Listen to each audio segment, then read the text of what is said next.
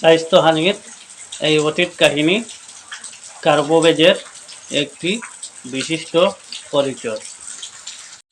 Hello viewers, আজকে Carbo veg নিয়ে আলোচনা করব। স্বাস্থ্যহানির অতীত কাহিনী কার্বোভেজ যদিও সাধারণত তরুণ পীড়াতেও বেশি ব্যবহৃত হয়, তথাপি ইহা একটি গভীর ক্রিয়া ঔষধ। পুরাতন রোগেও ইহার ক্ষমতা কিছু কম নহে।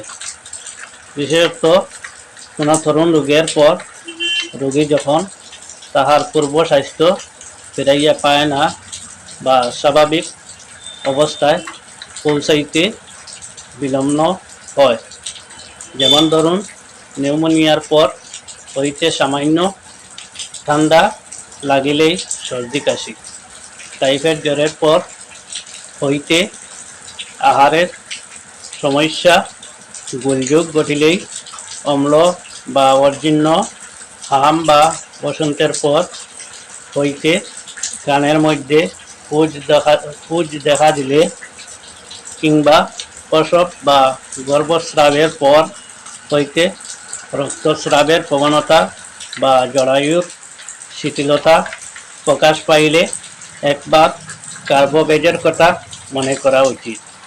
অবশ্য তরুণ রোগের চিকিৎসাকালে রোগের কারণ, উপশম, বৃদ্ধি বা বৈচিত্র্যের কথা লইয়াই ক্লান্ত হইতে পারে, কিন্তু পুরাতন বা চিররোগের চিকিৎসাকালে পিতামাতার স্বাস্থ্য সম্বন্ধেও জিজ্ঞাসা করা উচিত। অতএব যখন কোনো রোগীর চিকিৎসা করিতে গিয়া শুনিব অথবা জানিব যে এত বৎসর পূর্বে বা অমুক সালে একবার অমুক রোগে ভুগিয়াছিল এবং তখন হইতেই বা তাহার পূর্ব হইতেই যে তার আর ভালো হইয়া উঠিতে পারে নাই, তখনই একবার কার্বোভেজের কথা মনে করিব। স্বাস্থ্যহানির এই অতীত কাহিনী কার্বোভেজের একটি বিশিষ্ট পরিচয়।